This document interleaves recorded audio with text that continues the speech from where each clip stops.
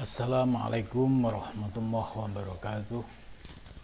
Ila khadratin Nabil Mustafa Rasulillah sallallahu alaihi wasallam wa ala ikhwanihi minal anbiya wal mursalin wal awliya wasyuhada wasyalikin wal malaikatil muqarrabin, khususan musannif handal kitab Syekh Abdul Qadir Al-Jailani wa khususan man asasani handal kitab Syekh Fadil Al-Jailani wa khususan Laumul Fatihah. A'udzu billahi minasyaitonir rajim. Bismillahirrahmanirrahim. Alhamdulillahi rabbil alamin arrahmanir rahim maliki yaumiddin. Iyyaka na'budu wa iyyaka nasta'in ihdinas siratal mustaqim. Shiratal ladzina an'amta 'alaihim ghairil maghdubi 'alaihim waladdallin. Bismillahirrahmanirrahim. Subhanaka la ilma lana illa ma 'allamtana innaka antal alimul hakim. La haula wala quwwata illa billahil aliyyil azim. Rabbi shrah li sadri wa yassir li amri wahlul 'uqdatam min lisani yafqahu qawli. Amin ya rabbal alamin. Qala musannif rahimakumullah wa nafa'ana bihi wa bi ilmihi fi darin amin ya rabbal alamin. Malam ini kita akan melanjutkan kajian tafsir Al-Jailani karya Syekh Abdul Qadir Al-Jailani. Ya, tafsir ini merupakan tafsir sufistik, ya, mengkaji dari ayat demi ayat Al-Quran dari aspek sufi, dari aspek ilmu-ilmu tasawuf, ilmu hakikat. Penafsiran sufistik ini penting karena untuk memperoleh makna-makna batiniah dari ayat-ayat Al-Quran. Sebab ayat Al-Quran itu tidak sebatas teks kosong, ya, tapi teks ini memiliki makna lahir maupun makna batin. Maka Syekh Abdul Qadir Jailani ini, ya, menafsirkan ayat-ayat Al-Quran dalam kitab tafsir ini sangat memberikan pencerahan kepada kita. Pada minggu yang lalu kita sudah membahas tentang ayat-ayat hakikat. Bagi orang yang baru kenal istilah, masa ada sih ayat-ayat hakikat? Nah, ini pertanda dalam penguasaan Al-Quran ini masih tidak utuh, ya. Sebab Al-Quran ini hudan linnas, petunjuk bagi manusia. Isinya meliputi alam semesta, bahkan alam akhirat pun dibahas di dalam Al-Quran. Maka terkait dengan prinsip-prinsip dalam Islam, ya, ada aspek fikih, ya, juga dibahas. Namun yang menarik, yang jarang sekali orang membahas adalah ayat-ayat yang terkait dengan ilmu hakikat. Maka saya sebut dengan istilah ayat-ayat hakikat. Apa yang dimaksud ayat-ayat hakikat? Yaitu ayat yang menjelaskan tentang hakikat perbuatan, ya, seperti ada ayat kulum min indillah, katakanlah kulum min indillah, semua dari Allah. Ini contoh satu ayat yang disebut masuk ayat hakikat, ya. Terus ayat yang kita bahas minggu lalu, falam taqtuluhum walakinnallaha qatalahum. Ayat ini menegur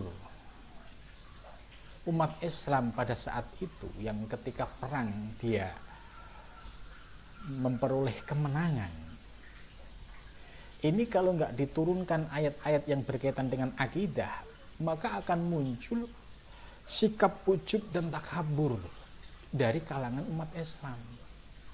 Ujub kenapa? Karena merasa hebat sehingga perang menang. Ujub apa? Ujub karena ini strategi saya. Gitu. Muncullah keakuan-keakuan.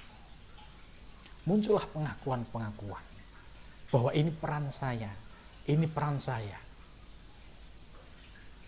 Maka ketika muncul benih-benih ujub takabur ini, Allah menurunkan ayat ini ya dengan tegas, falam taqtuluhum, bukan kamu yang membunuh mereka, yaitu orang-orang kafir, walakin moha qatalahum, akan tetapi Allah lah yang membunuh.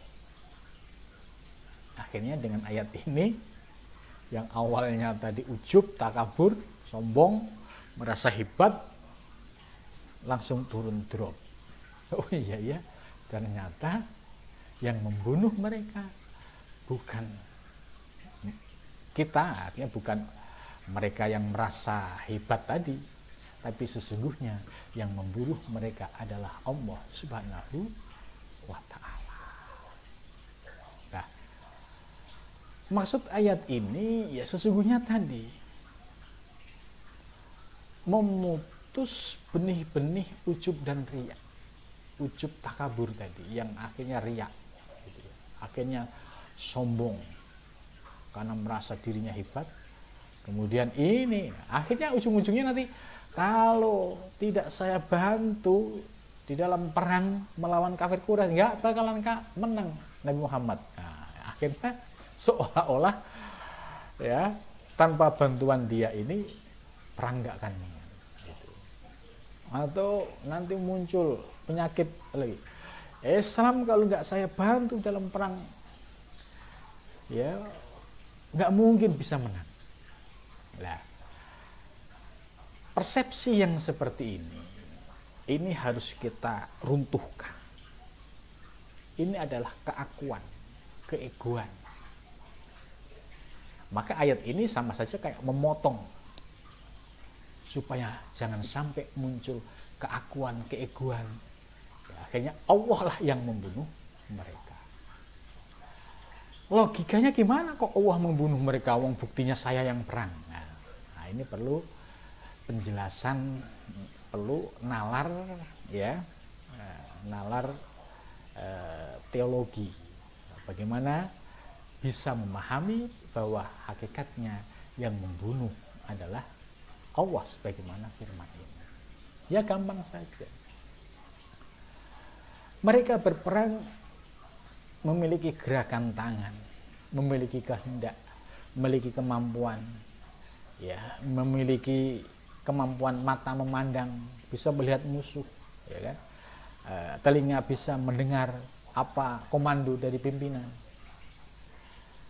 Semua fasilitas yang ada itu milik siapa? Apakah itu milik hamba? Tidak. Karena fasilitas semua itu bermuara pada sifat hayat hidup, dan hayat hidup ini muaranya adalah ruh, dan ruh itu min amri Rabbi, dari Allah Subhanahu wa ta'ala. Maka tanpa ruh ya mata tidak bisa melihat, telinga tidak bisa mendengar, tangan tidak bisa bergerak, apalagi boro-boro bisa ya membunuh orang. Gitu. Maka hakikatnya, nah inilah hakikatnya mereka bergerak perang, mereka diberikan kekuatan oleh Allah sampai akhirnya menang. Hakikatnya yang memberi kekuatan dan kemenangan adalah Allah Subhanahu wa ta'ala. Nah, ketika kita sudah paham tentang hakikat ini, akhirnya runtuhlah ego-ego keakuan tadi. Runtuhlah aku yang hebat, ternyata aku tidak bisa apa-apa. Aku yang ahli strategi, ternyata tidak. Bahwa yang hebat adalah Allah Subhanahu wa ta'ala. Nah, ayat ini tetap relevan sepanjang masa ya dalam kehidupan sehari-hari ya, kita konteksnya tidak perang dengan kafir Quraisy ya, tapi konteks kita adalah perang melawan kebutuhan, perang istilahnya konteksnya adalah berjuang mencari nafkah buat anak dan istri. Ini sangat relevan. Artinya bahwa kita mencari nafkah untuk anak dan istri, kita kerja di kantor, kita ya baik di perusahaan maupun di organisasi manapun, kalau prinsip kita sudah meyakini bahwa kita adalah la haula wala quwata illa billah, maka ketika memperoleh kemenangan akan mudah mengembalikan kepada Allah Subhanahu wa Ta'ala. Ketika menghadapi ujian, menghadapi kesulitan, juga akan mudah mengembalikan kepada Allah Subhanahu wa Ta'ala. Maka ketika menang, sukses, ujubnya terkontrol. Ya. Dikata, "Oh, kamu sukses, kamu hebat." Tidak. Ini semua anugerah Allah.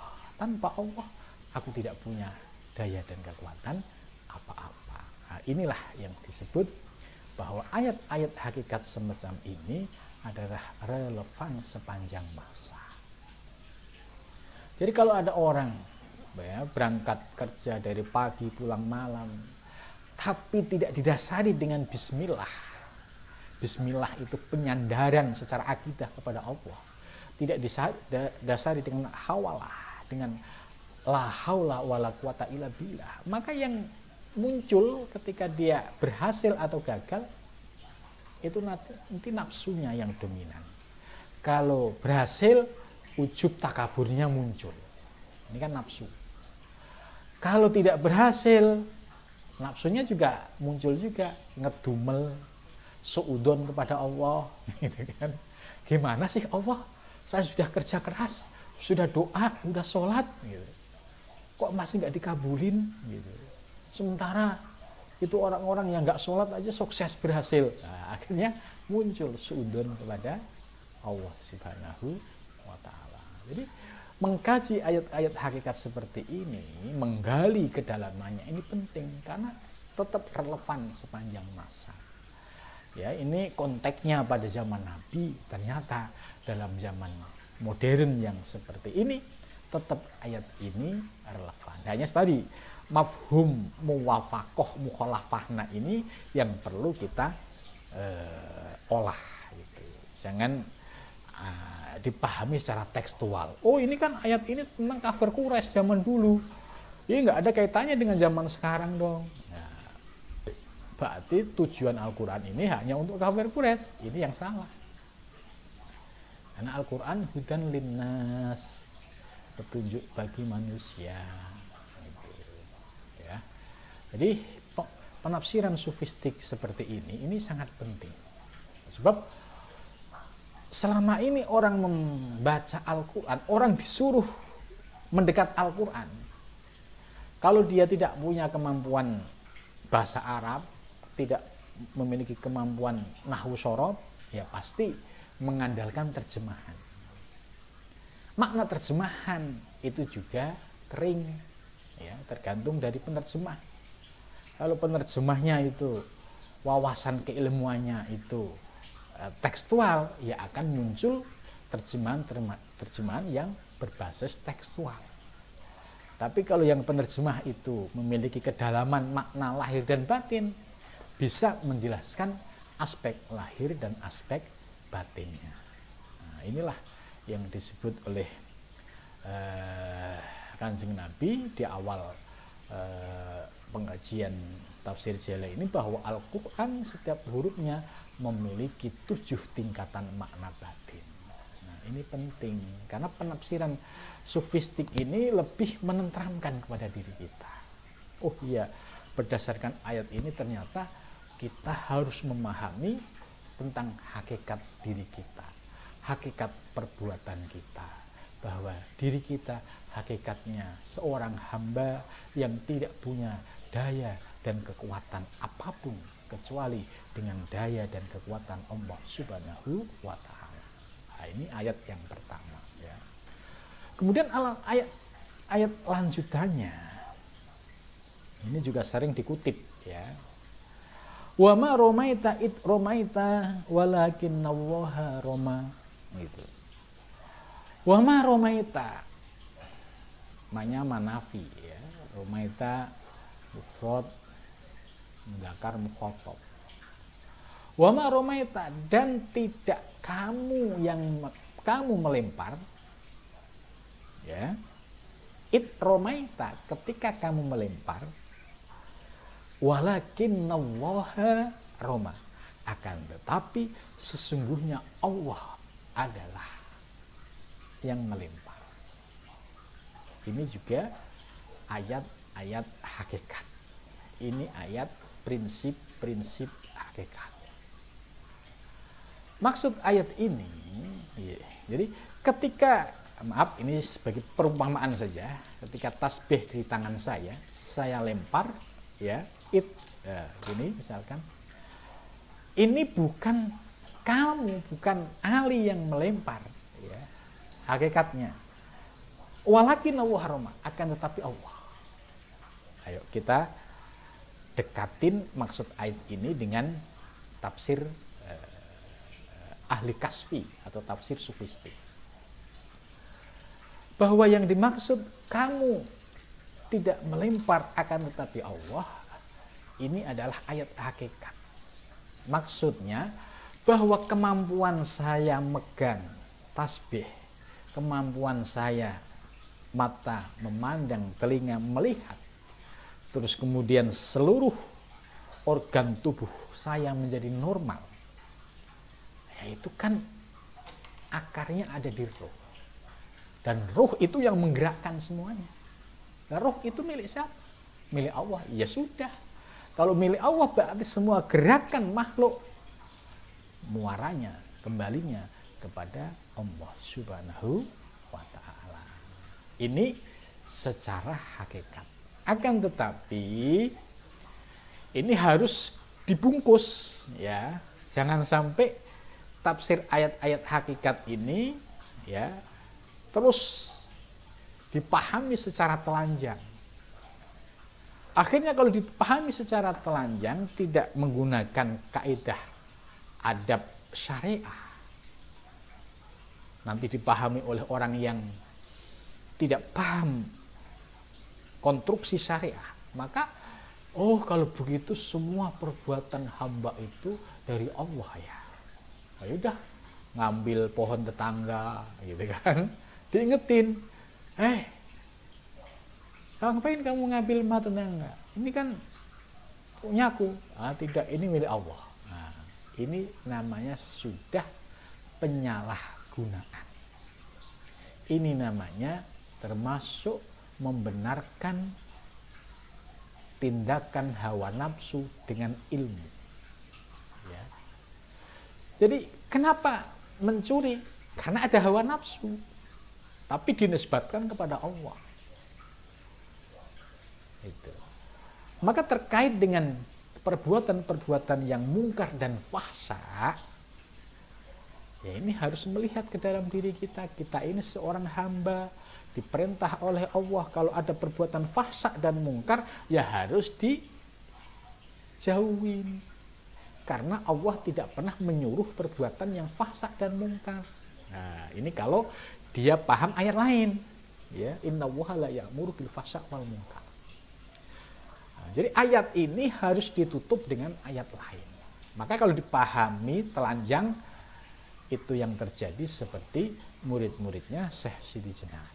Ya, dia ngajinya nggak komplit, ya, cuma sepotong-potong, kemudian ditafsiri, dipahami, kemudian dibuat gaya-gayaan. Ini kan bahaya kalau dibuat gaya-gayaan. Oh iya, biar kelihatan ahli hakikat, gitu kan? Padahal tidak boleh seperti itu. Ya. Jadi ayat hakikat ini harus ditutup dengan tadi innallaha la ya'muru bil fahsya wal munkar. Diseleksi. Oh iya, Allah tidak memerintah kepada kita untuk melakukan perbuatan keji dan mungkar. Zina mungkar, nyolong mungkar, gitu kan? Loh kok dilakuin dengan atas nama ilmu, ilmu hakikat, dengan atas nama ayat ini lagi. Wah ini di Al-Quran aja. Wah maromata itu romaita ini kan maksudnya kamu tidak melempar yang melempar Allah. Sama, saya juga sama. Saya tidak nyolong. Ya, ini namanya sudah salah kaprah. Ya, dia mengikuti hawa nafsu, kemudian ilmunya dijadikan sebagai pembenaran atau bungkusnya. Padahal kalau di-compare dengan ayat, oh iya, Allah tidak merintah fasad dan mungkar. Ayat lain ditambah lagi, wanahan nafsa anil hawa, gitu. Oh, di dalam diri kita itu ada hawa. Hawa itu yang selalu menarik kepada perbuatan keji dan mungkar. Maka sesuai ayat ini harus dicegah, harus nahan nafsa.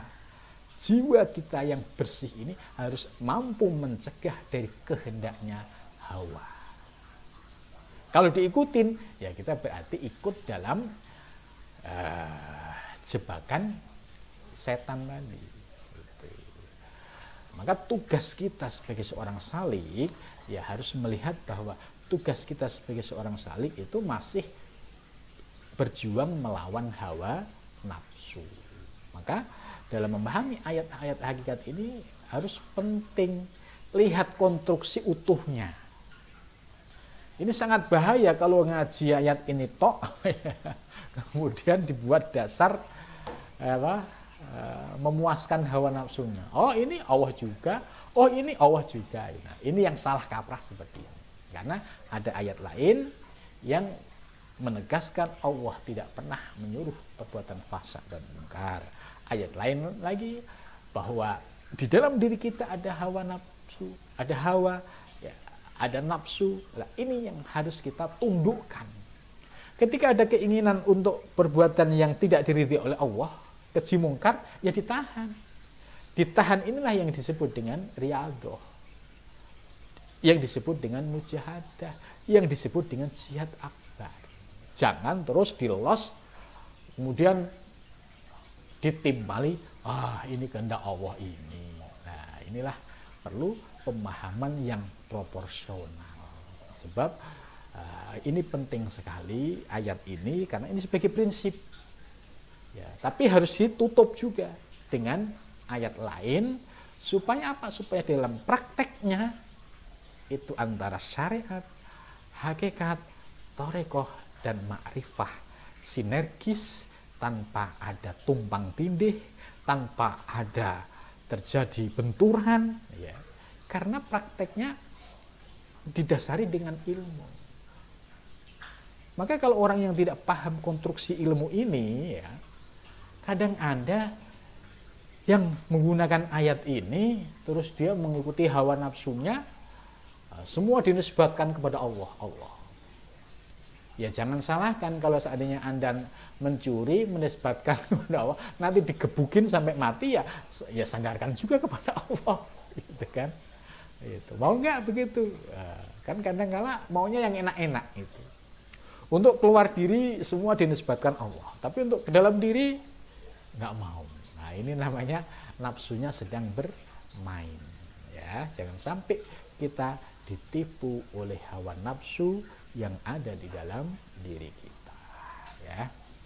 Nah, jadi jelas posisi ayat hakikat seperti itu harus diimbangi dengan ayat lain sebagai penutupnya. Gitu. Jadi semakin indah. Jadi ada syariatnya, istilahnya ada hakikatnya, ada syariatnya. Kalau ibaratkan keris itu isinya ayat-ayat hakikat, ya. Kemudian warongko, wadahnya, ini syariatnya. Jadi semua berfungsi dengan baik. Ya, keris, ya, sebagai isinya. Warongko sebagai penutupnya.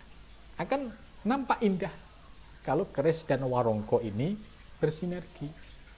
Kalau keris tok, hakikat tok, nggak dikasih syariat, ya mudah jintik. ya, mudah terkena zindik.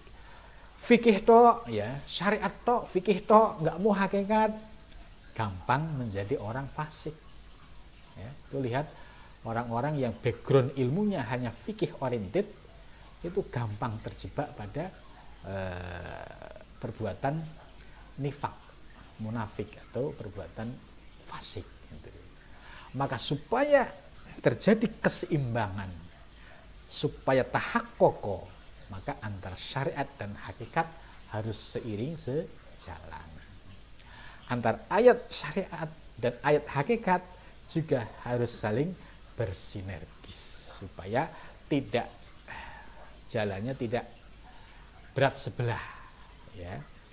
Nah, maka dilihat praktek orang-orang yang mengamalkan keilmuan secara komplit ini, kita bisa lihat orang-orang ahli torekoh, ya, torekohnya yang muktabaroh. Karena kalau dalam torekoh muktabaroh itu tidak diperkenankan meninggalkan syariat, bahkan batal torekohnya kalau sampai berani meninggalkan syariat. Hakikat tetap jalan, hakikat isi harus dibungkus dengan syariat. Maka orang-orang ahli torekoh, ya, mereka rapi di dalam pengamalan aspek syariat, hakikat, torekoh, dan makrifahnya. Ya, nggak boleh untuk pamer-pameran, ya, gaya-gayaan nggak boleh. Gitu, ya. Kemudian selanjutnya, kenapa sih kok Allah menurunkan ayat-ayat hakikat tadi? Nah, ada tujuan. Waliyubliyal mu'minina minhu bala'an hasana, ya. Supaya orang-orang mukmin ini ketika mendapatkan ujian dari Allah Subhanahu wa taala, minhu ini kembalinya kepada Allah, balaan dengan ujian hasanan yang baik. Maksudnya ujian itu ada dua, ya. Ada ujian berupa kemudahan, ini juga ujian. Orang diberikan kesuksesan, ini juga ujian. Ada orang diberikan penderitaan, ini juga ujian. Jadi ada ujian berupa kemudahan, ada juga ujian berupa penderitaan, kegagalan, gitu. Dua-duanya dari Allah, ya, dua-duanya dari Allah. Tapi kalau menghadapi ujian yang baik dan buruk, sudah memiliki basic dasar ayat hakikat tadi, akan memiliki kekokohan dalam prinsip akidahnya. Diuji kebaikan, dia akan mudah mengembalikan kepada Allah Subhanahu wa taala. Oh ya, alhamdulillah, ini semua anugerah Allah, diberi kemudahan, diberikan kelancaran, mudah-mudahan tambah manfaat, tambah barokah, gitu. Jadi yang diingat pertama kali Allah, karena ini semua adalah fasilitas dari Allah. Gitu. Sebaliknya, kalau diuji dengan kesulitan, penderitaan, konkretnya nggak punya duit, gitu ya, itu juga enak, bisa mengembalikan kepada Allah. Oh ya Allah, ini mungkin terbaik menurutmu. Bisa jadi, ya, saya kalau dikasih duit berlebihan, itu bisa jadi menjadi orang yang tidak benar, karena pasti akan digunakan untuk kemaksiatan. Ya, maka benar engkau ya Allah, ya, ketika engkau memberikan aku rezeki pas-pasan, karena pasti engkau lebih tahu. Ukuran rohani dan jasmani itu Allah Maha tahu. Ini kalau dikasih kesuksesan tapi batiniahnya tidak kokoh, nah, itu akan mudah seperti Korun, sombong dengan hartanya. Akan mudah seperti Fir'aun, sombong dengan jabatannya. Untuk menjadi Nabi Sulaiman, ini perlu keseimbangan, diberikan anugerah duniawi, tapi hatinya semua mampu mengembalikan dan memandang kepada Allah Subhanahu wa taala. Nah, kalau orang yang sudah memiliki basic ayat-ayat hakikat tadi dalam menghadapi kehidupan, baik itu diberikan ujian yang enak-enak, kemudahan, kesuksesan, kelancaran, diberikan ujian nggak punya duit, terus macam-macam, nah, itu posisinya sama, bisa mengembalikan kepada Allah Subhanahu wa taala. Ketika diberi kemudahan, bisa syukur dan mengembalikan kepada Allah. Ketika diberi ujian yang tidak enak, bisa bersabar. Oh ya Allah, saya terima ya Allah, saya sabar atas cobaan. Engkau lebih tahu. Ini mungkin yang terbaik buat hamba. Nah, jadi bisa husnudzon. Tapi berbeda dengan orang yang akidahnya masih rapuh. Ya, nggak ngerti ayat-ayat hakikat seperti ini. Ya. Dikasih kemudahan, apa yang terjadi? Mudah ujub, takabur, sombong. Ya, sombong karena merasa hebat, merasa bisa kerja keras, merasa bisa menghasilkan duit.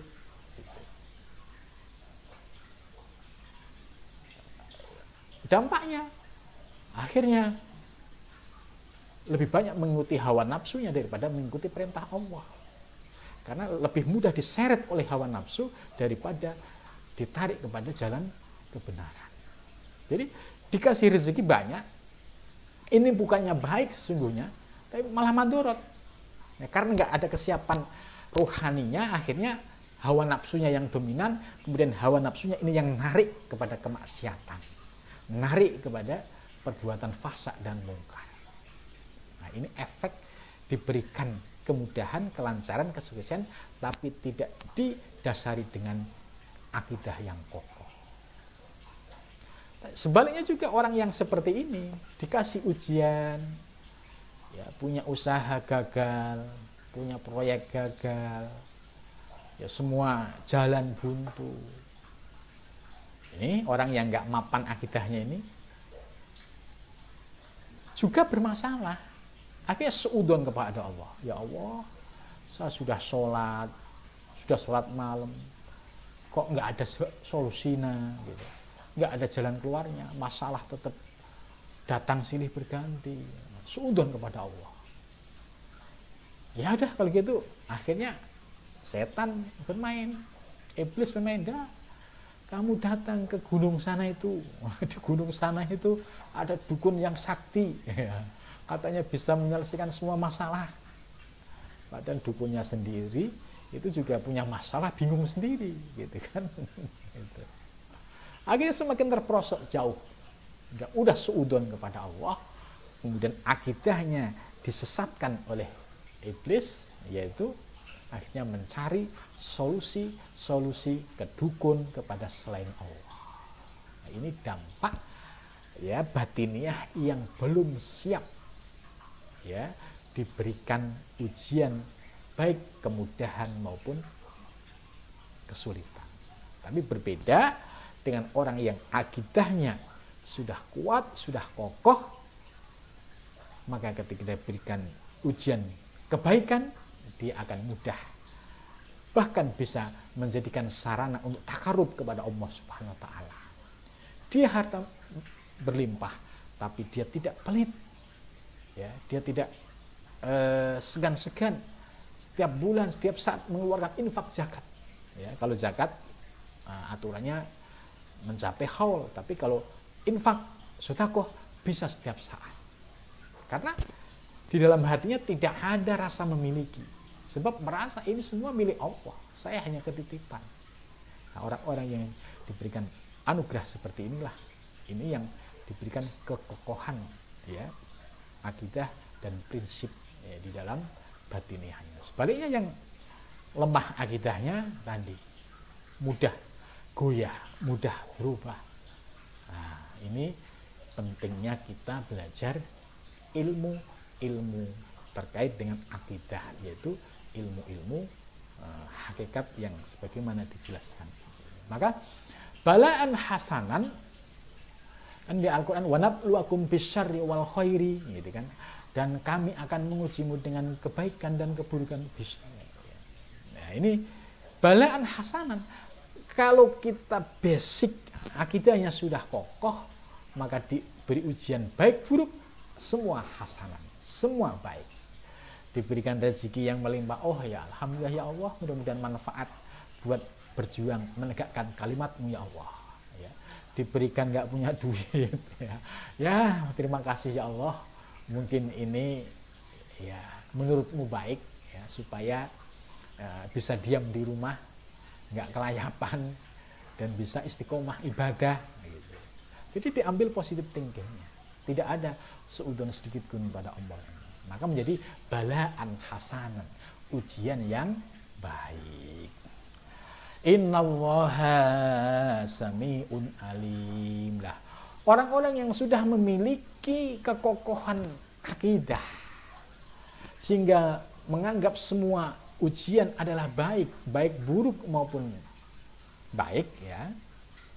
Kenapa? Karena di dalam hatinya sudah punya keyakinan. Innallaha, sesungguhnya Allah, sami'un, maha mendengar. Ya. Setiap doa, setiap selesai sholat berdoa, ya Allah. Ya. Doanya ya sebagai mukhul ibadah. Ya. Bukan doa yang untuk menuntut kepada Allah, bukan doa yang ngedumel, ya.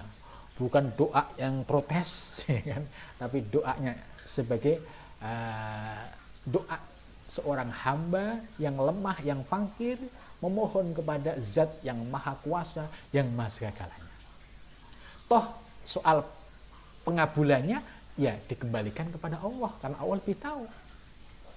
Berbeda dengan doanya orang awam, ya, ngotot, ya Allah saya pengen ini, kalau enggak awas. Ya Allah saya pengen ini, kalau enggak saya enggak ibadah lagi. Ya, memang terpengaruh kemuliaan Allah dengan ibadahmu. Justru kalau enggak ibadah kamu yang rugi. Gitu. Tapi kadang orang ya merasa dia sudah ibadah, tapi kok enggak dikabul-kabulin, ya. Gimana sih Allah, ya? Allah maha segala-galanya, nggak bisa disalah-salahin. Yang salah itu diri kita. Kita introspeksi, mengaca di dalam diri. Oh iya, ada apakah di dalam diri saya? Adakah kekurangan-kekurangan batin di dalam diri kita? Apakah selama ini Allah sudah memberikan limpahan rezeki, tapi saya abaikan, saya lupakan? Nah, ini koreksi ke dalam diri kita. Apakah dengan rezeki selama ini bisa mendekatkan diri kepada Allah atau dapat menjauhkan kepada Allah? Nah, maka dengan introspeksi, muhasabah ke dalam diri, nah, dengan demikian mulailah tahu kekurangan-kekurangan batinnya yang ada di dalam dirinya. Nah, itulah cara Allah menegur, ya, cara Allah menarik, mengembalikan hambanya ini supaya kepada jalan yang lurus.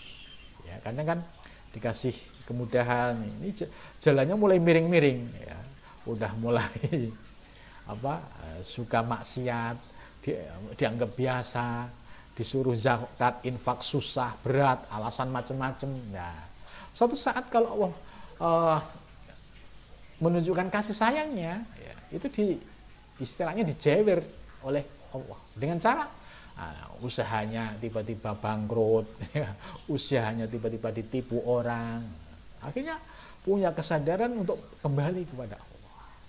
Maka tetap bisa positive thinking, ya, ketika dalam kondisi terpuruk pun dia tetap husnudzon kepada Allah.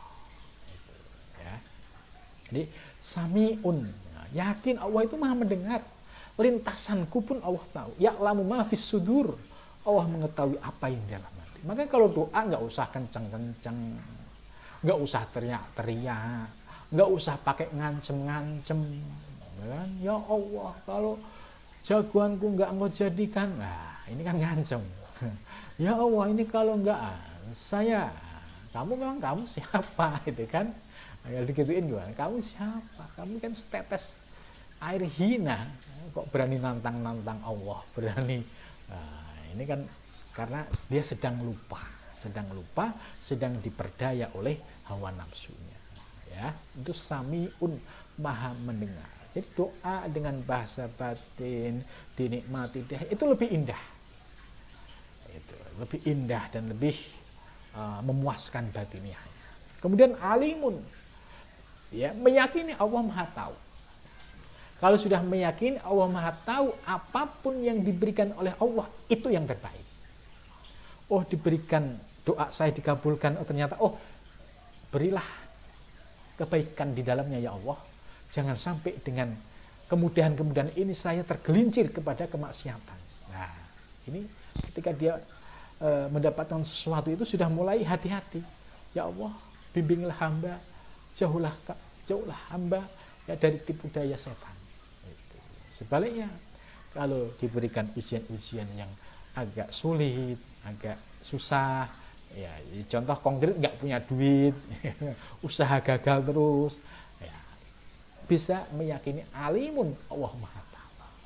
Tapi sebagai iktikad kita jangan lantas, oh ya Allah kan Maha Tahu, nah, ya sudah, ngapain capek-capek usaha? Kalau Allah menghendaki saya kaya, ini yang salah kaprah lagi. Inna wasami'un alim itu dalam akidah. Ya, kita tetap harus usaha dan ikhtiar. Ya, misalkan udah usaha ini belum ada solusinya, tetap usaha, tetap terus sampai ya kita benar-benar itu ya keyakinan kita, akidah kita itu kokoh. Jadi tidak ada suudzon lagi. Sebab kalau dipahami secara tidak pas, terjebak pada Jabariyah. Ya sudah, Allah kan Maha tahu. Ya kalau Allah menghendaki saya kaya. Nah, ini Jabariyah. Nah, kita berpegang pada akidah Ahlussunnah wal Jamaah, itu berpegang pada akidah Asy'ariyah. Harus usaha dan ikhtiar, tapi di dalam usaha dan ikhtiar ini senantiasa didasari dengan tawakal, berserah diri kepada Allah Subhanahu wa ta'ala. Maka dengan demikian, apapun yang terjadi pada kita, insya Allah kita akan diberikan kemudahan mengembalikan dan memandang kepada Allah Subhanahu wa ta'ala. Inilah pentingnya mengkaji ayat-ayat hakikat tadi secara proporsional. Oh, tahu ini harus ditutupin ini, oh ini supaya indah pakai ini. Jangan sampai memahami hakikat ayat-ayat tadi tidak dibungkus, maka rusak tatanan. Apalagi hawa nafsunya masih dominan. Mudah-mudahan pengajian malam ini bermanfaat. Wassalamualaikum warahmatullahi wabarakatuh.